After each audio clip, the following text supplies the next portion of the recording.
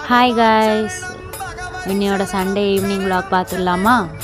அம்மா வீடு ஐயப்ப பூஜைக்கு போகிறோம். நாங்கள் இது லாஸ்ட் வீக் பூஜை.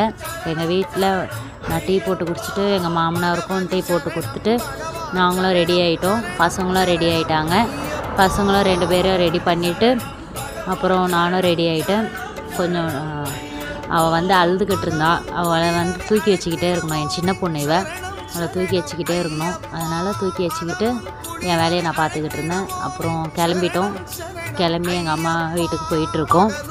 வாக்கபிள் டிஸ்டன்ஸ் தான், நடந்து போயிட்டுருக்கோம். இதுதான் எங்கள் அம்மா வீடு ஃப்ரெண்ட்ஸ். ஹாய் சொல்கிறாங்க எங்கள் பாப்பா.